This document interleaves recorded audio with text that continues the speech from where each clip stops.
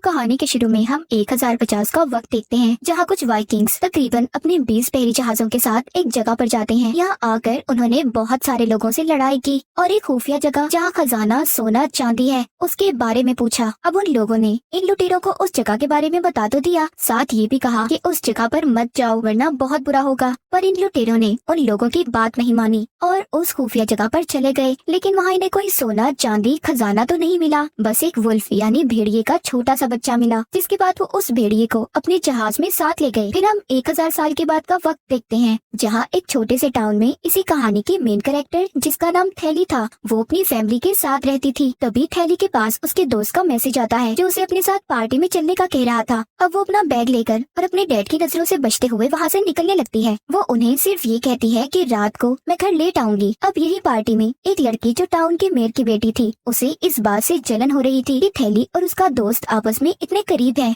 और उसके दोस्त को साइड में ले जाती है, जहाँ थैली भी उसकी बातें सुन लेती है। वो उसके दोस्त को ये कह रही थी कि तुमने हमारी पार्टी में बाहर की लड़की को क्यों बुलाया, और अगर आगे से ऐसा किया तो अच्छा नहीं होगा, कम से कम मुझे बता तो देते। ये सुनकर उसे काफी बुरा लगता है, इसलिए वो यहाँ से जाने लगती है। पर अगले ही पल उसे उस लड़की यानी मेयर की बेटी की चिल्लाने की आवाजें आ रही थी, इसलिए वो जब चेक करने जाती है तो देखती है वो लड़की और उसका दोस्त नीचे गिरे हुए हैं। उनकी हालत काफी खराब है क्योंकि वो बहुत जख्मी थे। थैली उनके पास जाती है उनकी मदद करने, वो मेयर की बेटी को सहारा देकर उठाती है और आगे बढ़ती है। फिर अगले ही पल कोई उसके कंधे पर भी हमला कर देता है, जिससे वो नीचे गिर गई थी। और ये देख वो काफी घबरा गई थी कि मेयर की बेटी को झाड़ियों में से कोई घसीट कर ले जा रहा था। उसे कुछ समझ नहीं आती कि ये कौन है, बस डर की वजह से वो चीखती चिल्लाती रहती है। खैर अब इस हादसे वाली जगह पर पुलिस भी आ गई थी, जिनमें थैली की मॉम भी शामिल थी, क्योंकि असल में वो एक पुलिस ऑफिसर ही थी। उनका साथी पुलिस ऑफिसर उन्हें बताता है कि यहाँ उन पर जिस भी किसी ने हमला किया वो मेयर की बेटी को अपने साथ ले गया है, उसका कोई अता पता नहीं। उसके साथ यहाँ एक लड़की भी थी जो और कोई नहीं बल्कि तुम्हारी बेटी है, इसीलिए तुम्हें जाकर उससे इस बारे में पूछना होगा क्योंकि वही तुम्हें बता सकती है। ये सुनकर उसकी मॉम काफी डर गई थी और फौरन अपनी बेटी को संभालने के लिए उसके पास जाती है। उसके कपड़ों पर लगा खून देखकर पूछती है कि क्या हुआ, क्या तुम्हें कहीं चोट लगी है, जिस पर वो कहती है नहीं मॉम, ये मेरा खून नहीं मेयर की बेटी का है जो मेरे ऊपर तब लग गया जब मैं उसे संभाल रही थी, बस हल्की सी चोट लगी है मेरे कंधे पर। फिर तलाशी लेने पर इन्हें वहाँ मेयर की बेटी का फोन मिलता है, साथ ही पेड़ पर थैली की मॉम को एक बड़ा सा नाखून भी मिल जाता है जो किसी खतरनाक जंगली जानवर का लग रहा था। अब कुछ देर के बाद थैली की आँख खुल जाती है, जहाँ वो अपने सामने अपनी मॉम को पाती है। वो थैली से पूछ रही थी कि अब बताओ मुझे कल रात तुम्हारे साथ क्या हुआ था। तो अब यहाँ वो धीरे धीरे अपनी मॉम को सारी बात बता देती है। अचानक मेयर की बेटी की चिल्लाने की आवाज आई और जब मैं वहाँ गई तो दोनों ही जख्मी थे, पर मुझे खुद भी समझ नहीं आई कि उन पर हमला किसने किया, क्योंकि वहाँ अंधेरा काफी था तो मैं नहीं देख पाई। यहाँ हम एक बड़ी अजीब चीज देखते हैं कि थैली की दोनों आंखों का रंग भी अब बदल गया था, मतलब एक आंख का रंग कोई और दूसरी आंख का रंग कोई और था। फिर इसके बाद पुलिस ऑफिसर उन सारे बच्चों के बयान लेते हैं जो कल रात उस पार्टी में आए थे, पर उन्हें बच्चों से खास जानकारी नहीं मिलती। और तो और मेयर की बेटी की लाश भी उन्हें नहीं मिली थी। रात को थैली की मॉम उस नाखून के बारे में सर्च कर रही थी जो उन्हें जंगल में पेड़ से मिला था, जहाँ वो नाखून भेड़िए के नाखून से मैच हो जाता है। इसीलिए वो कॉल करके अपने साथी पुलिस ऑफिसर को कहती है कि ये नाखून भेड़िए का है।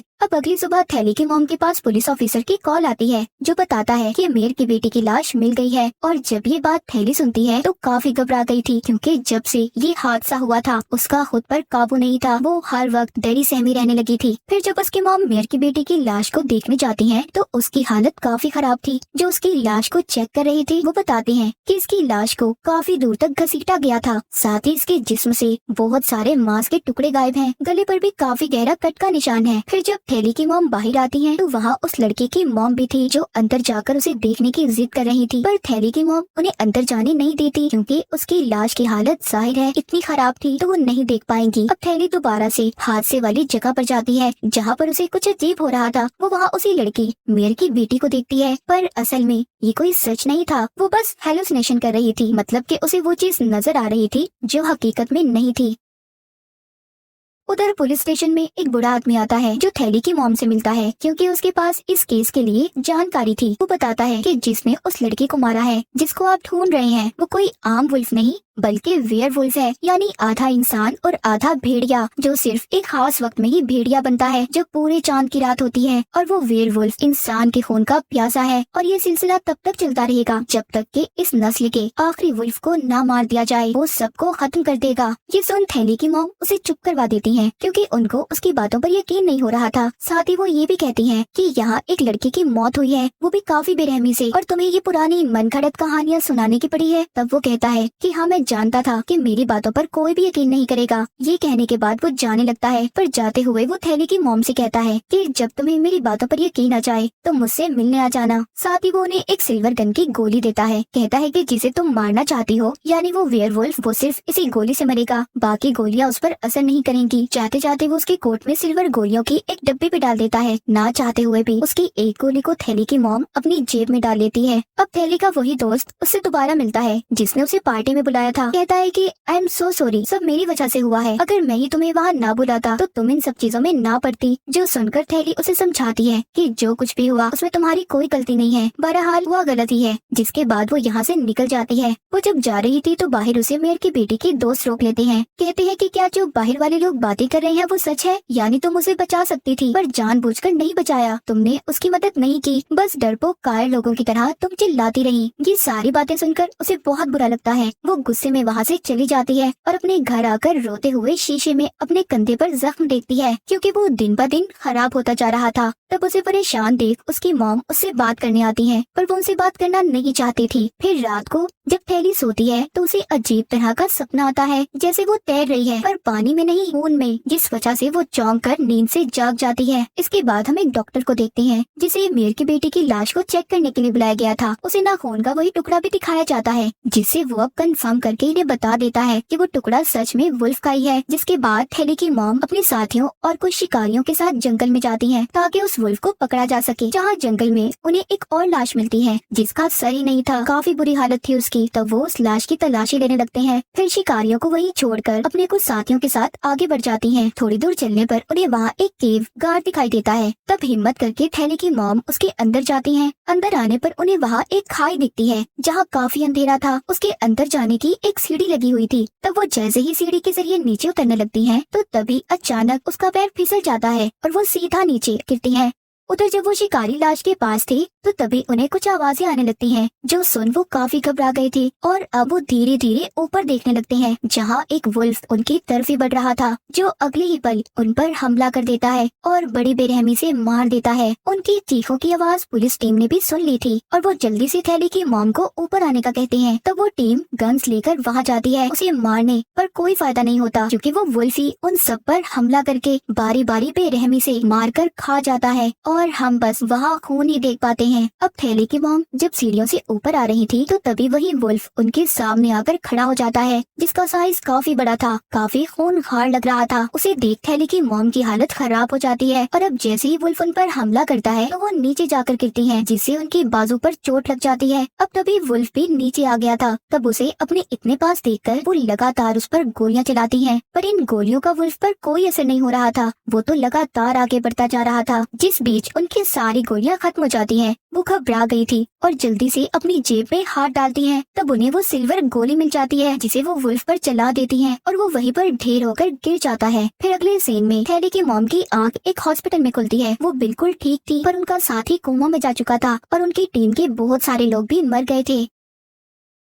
उधर कॉलेज में थैली के साथ अजीबोगरीब हो रहा था, जैसे कि उसे हल्की से हल्की बारीक आवाज भी सुनाई दे रही थी, जिससे वो काफी तंग आ गई थी। इसीलिए वो वॉशरूम में चली जाती है, जहां उसे मेयर की बेटी दिखती है जो रो रही थी। ये देख थैली अब और परेशान हो गई थी, क्योंकि उसकी हेलुसिनेशंस बढ़ती ही जा रही थी। रात को भी जब वो सो रही थी तो अचानक नींद में चलने लगती है, जिस बीच उसकी छोटी बहन की आँख भी खुल जाती है और वो थैली को एक पेड़ के पास खड़ा हुआ देखती है। फिर उसका हाथ पकड़कर वापस उसको कमरे में ले आती है। तब तक थैली को भी होश आ गई थी, तो उसकी बहन कहती है कि मैं हमेशा तुम्हारा ख्याल रखूंगी। तब वो उसे कहती है कि मेरी तबीयत ठीक नहीं, बहुत नींद आ रही है, ऐसा लग रहा है कि जैसे मैं महीनों से नहीं सोई। इतना कहकर वो वहीं पर सो जाती है। उधर डॉक्टर वुल्फ की लाश को चेक कर रहा था, जिससे उसे बहुत सारी जानकारी मिलती है और वो थैली की मॉम को बताता है कि जितनी भी गोलियां आपने उस वुल्फ को मारी हैं, उनसे उसका कुछ भी नहीं हुआ। एक सिर्फ गोली ऐसी है जिससे उसकी मौत हुई और वो गोली थी सिल्वर की गोली। अब ये गोली वही थी जो बूढ़े आदमी ने थैली की मॉम को दी थी। ये गोली इतनी मजबूत थी कि वुल्फ के जिस्म में काफी बड़ा छेद बना दिया था। ये सारी बातें सुनकर वो काफी हैरान रह जाती है और फौरन उस डॉक्टर के साथ उस बूढ़े आदमी से मिलने जाती है और उसे सब कुछ बताने का कहती है। तब वो बताता है कि जिस वुल्फ को तुमने मारा है, मैं उसे पिछले काफी अरसे से ढूंढ रहा हूँ। ये एक काफी पुराने वक्त का वुल्फ है। असल में इंसानों ने जानवरों की शक्तियों को पाने के लिए इंसानों पर एक्सपेरिमेंट तजुर्बे किए थे, जिनका नतीजा ये निकला। मतलब वो सारे इंसान वेयरवुल्फ बन गए और ये सिलसिला तब तक चलता रहेगा जब तक कि इस नस्ल के आखिरी वुल्फ को ना मार दिया जाए। और उनकी नस्ल ऐसे बढ़ती है कि वो वुल्फ जिसे भी काटता है वो इंसान भी वुल्फ बन जाता है। दूसरी तरफ हम थैली को देखते हैं, जो अपने दोस्त के साथ थी, जो उससे कॉलेज के बारे में पूछता है कि तुम्हें उस दिन अचानक क्या हुआ था जब तुम वॉशरूम में चली गई थी। तो वो कहती है कि मुझे खुद नहीं पता कि मेरे साथ क्या हो रहा है। पिछले कुछ वक्त से मैं अपने अंदर काफी अजीब चीजें महसूस कर रही हूँ। अब तभी उसके दोस्त के पास उसके डैड की कॉल आ जाती है। वो फोन सुनने चला जाता है तो थैली अकेली थी, जहाँ उसकी नजर चांद पर पड़ती है, जो पूरा चांद था। यानी कि इसी रात इंसान वेयरवुल्फ भेड़िया बनता है और फिर तभी अचानक उसे कुछ होने लगता है। वो अपने जिस्म में अजीब तरह के बदलाव महसूस कर रही थी, जिसके बाद वो भी वुल्फ में बदल जाती है। कुछ देर के बाद जब उसका दोस्त वापस आकर उसे ढूंढता है तो वो उस पर भी हमला कर देती है और जान से मारकर उसे खा जाती है। अगली सुबह जब थैली की आंख खुलती है तो वो खून में लथपथ थी और तो और उसके मुंह में अपने दोस्त की उंगली भी निकलती है। वो फिर आईने में अपनी शक्ल देखकर डर जाती है, क्योंकि उसका चेहरा किसी जानवर जैसा था। उसे कुछ समझ नहीं आती कि मेरे साथ क्या हुआ और कल रात मैंने अपने दोस्त के साथ क्या किया। तो इसी बात का पता लगाने के लिए अब वो अपना मुंह ढककर हादसे वाली जगह पर जाती है। वो देखती है कि उसका दोस्त अब मर चुका था। ये देखकर उसे दुख तो होता है, पर अब वो ये फैसला करती है कि मुझे इन सब लोगों से दूर चले जाना चाहिए। इस हालत में वो अपनी फैमिली के साथ भी नहीं रह सकती। तो इसीलिए जैसे ही रात होती है वो एक बस में चढ़ जाती है। बस में बहुत सारे लोग थे, लेकिन मुसीबत देखते ही देखते अब वो पूरी तरह वुल्फ में बदल जाती है। उसकी डरावनी आवाजें सुनकर हर कोई उसे देखने आता है। तब वो बहुत सारे लोगों पर हमला करके बड़ी ही बेरहमी से उन्हें मार देती है, जिससे गाड़ी का भी एक्सीडेंट हो जाता है। फिर इस बारे में जैसे ही उसकी मॉम को खबर मिलती है तो वो डॉक्टर के साथ फौरन उस बस में चली जाती है छानबीन करने के लिए, जिस दौरान उन्हें वहाँ थैली का लॉकेट मिल जाता है, जिससे वो समझ गई थी कि ये नया वुल्फ कोई और नहीं बल्कि उनकी अपनी बेटी थैली है।